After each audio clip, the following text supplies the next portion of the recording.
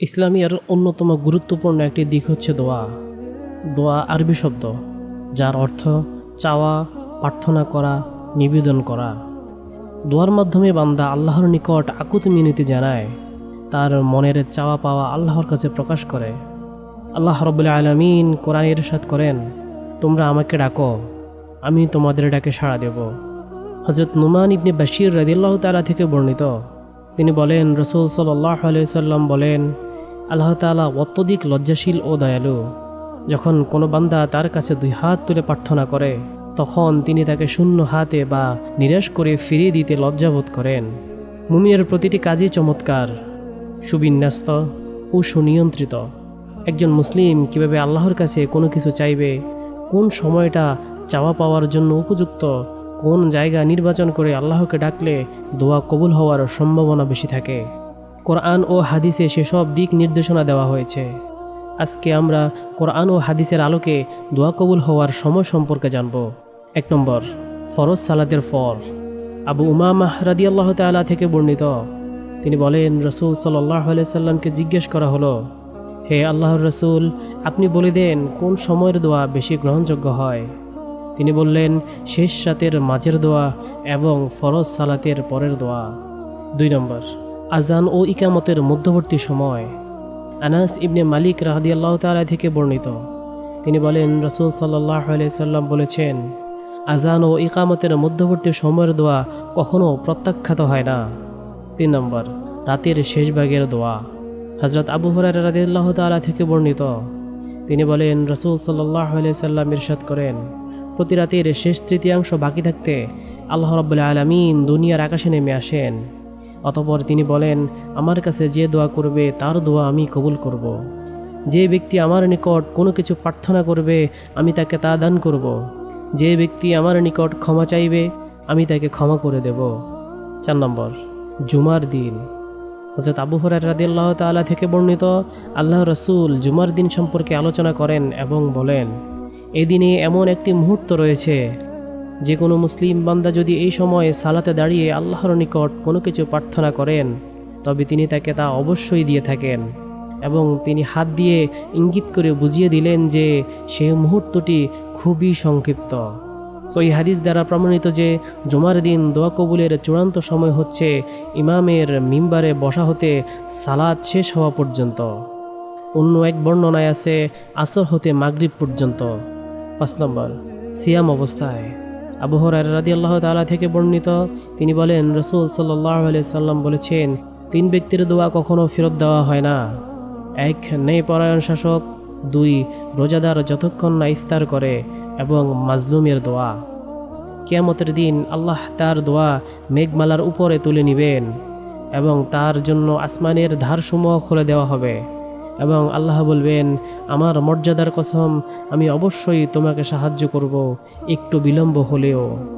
6 নম্বর, যুদ্ধের মাঠে শত্রুর সাথে মোকাবেলার সময়। সাহাল ইবনু সাদ রাদিয়াল্লাহু তাআলা হতে বর্ণিত, রাসূল সাল্লাল্লাহু আলাইহি সাল্লাম বলেছেন, 2 সময়ের দোয়া প্রত্যাখ্যাত হয় না বা খুব কমই প্রত্যাখ্যাত হয়, আজানের সময়ের দোয়া এবং যুদ্ধের সময়ের দোয়া, যখন পরস্পর কাটাকাটি মারামারি আরম্ভ হয়ে যায়। সিজদায়। ইবনে আব্বাস রাদিয়াল্লাহু তাআলা হতে বর্ণিত, রাসূল সাল্লাল্লাহু আলাইহি সাল্লাম বলেছেন, সাবধান, আমাকে রুকু সিজদায় কোরআন তেলাওয়াত করতে নিষেধ করা হয়েছে। তাই তোমরা রুকুতে তোমাদের রবের মহিমা বর্ণনা করো আর সিজদায় অতি মনোযোগের সাথে দোয়া করবে। আশা করা যায় তোমাদের দোয়া কবুল করা হবে। অন্য বর্ণনায় এসেছে, বান্দা সিজদার সময়ে মহান আল্লাহর সর্বাধিক নৈকট্য লাভ করে। কাজেই এই সময়ে তোমরা অধিক পরিমাণে দোয়া পাঠ করবে। 8 নম্বর, লাইলাতুল কদর। কদরের রাত্রি দোয়া কবুলের অন্যতম সময়। সহিহ হাদিসে এসেছে, রাসূল সাল্লাল্লাহু আলাইহি সাল্লাম ইবাদতের জন্য লাইলাতুল কদরকে খুঁজতে বলতেন এবং নিজে লাইলাতুল কদরে সিজদা করতেন। 9 নম্বর, আরাফার মাঠে। উসামা ইবনে যায়েদ রাদিয়াল্লাহু তাআলা বলেন, আমি আরাফার মাঠে রাসূল সাল্লাল্লাহু আলাইহি সাল্লাম এর সাওয়ারির পেছনে ছিলাম। তিনি সেখানে 2 হাত তুলে দোয়া করলেন। আয়েশা রাদিয়াল্লাহু তাআলা হতে বর্ণিত, রাসূল সাল্লাল্লাহু আলাইহি সাল্লাম বলেন, মহিমান্বিত আল্লাহ রাব্বুল আলামিন আরাফাতের দিন জাহান্নাম থেকে যত অধিক সংখ্যক বান্দাকে নাজাত দেন, অন্য কোনো দিন এত অধিক সংখ্যক বান্দাকে নাজাত দেন না। মহাপ্রতাপশালী আল্লাহ এই দিন নিকটবর্তী হন। অতঃপর তাদের সম্পর্কে ফেরেশতাদের নিকট গৌরব করে বলেন, তারা কি চায়? তারা যা চায় আমি তাদেরকে তাই দান করব। 10 নম্বর, 3 শ্রেণীর লোকের দোয়া। হযরত আবু হুরায়রা রাদিয়াল্লাহু তাআলা হতে বর্ণিত, নবী করিম সাল্লাল্লাহু আলাইহি সাল্লাম 3 ব্যক্তির দোয়া নিঃসন্দেহে কবুল হয়। 1 পিতামাতার দোয়া, 2 মুসাফিরের দোয়া, 3 মাজলুমের দোয়া। কোরআন ও হাদিসের দৃষ্টিকোণ থেকে আশা করা যায় উপরোক্ত স্থান ও সময়গুলো দোয়া কবুলের জন্য প্রাসঙ্গিক, দোয়া কবুল হওয়ার কার্যকরী মুহূর্ত। আমাদের উচিত উক্ত স্থান, সময় ও মুহূর্তগুলোকে যথাযথভাবে কাজে লাগানো। মনে রাখতে হবে, দোয়া কবুলের পূর্বশর্ত হলো হালাল খাবার। দোয়া বা প্রার্থনা আল্লাহ তাআলার প্রিয় বান্দাদের সুন্নাত, কারণ নবী রাসূলগণ থেকে শুরু করে সকল মুমিনগণ আল্লাহ তাআলার নিকট দোয়ার মাধ্যমে নিজেদের প্রয়োজন পূরণের আবেদন করতেন। দোয়া কবুল হওয়ার জন্য কিছু আদব এবং দোয়া কবুলের উত্তম সময়গুলো উল্লেখ করা হয়েছে। তবে পরিশেষে আমি দোয়া কবুলের কিছু উল্লেখযোগ্য স্থানগুলো বলে দিতে চাই। 1 কাবা ঘরের ভিতর দোয়া করা। 2 আরাফাতের দিন আরাফার মাঠে দোয়া করা। 3 সাফা ও মারওয়া পাহাড়ের উপর দোয়া করা। 4 মুজদালিফায় অবস্থিত মাশআরুল হারামে দোয়া করা। 5 হজকালে ছোট এবং মধ্যম জামরায় পাথর নিক্ষেপের পর হাত তুলে কিবলামুখ হয়ে দোয়া করা। 6 জমজমের পানি পান করার সময় দোয়া করা।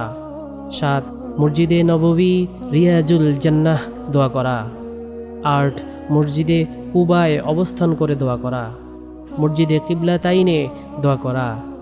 দিনে মজলিসে বসে দোয়া করা। উন্মুক্ত ময়দানে দোয়া করা। ঈদগাহে দোয়া করা। তবে মনে রাখবেন, মুমিন বান্দার জন্য আল্লাহ তাআলার সমগ্র জমিনেই দোয়া কবুলের স্থান। আল্লাহ তাআলা মুসলিম উম্মাহকে তার সান্নিধ্য লাভে একনিষ্ঠ মনে তার ইবাদত বন্দেগী করার তৌফিক দান করুক। আমিন।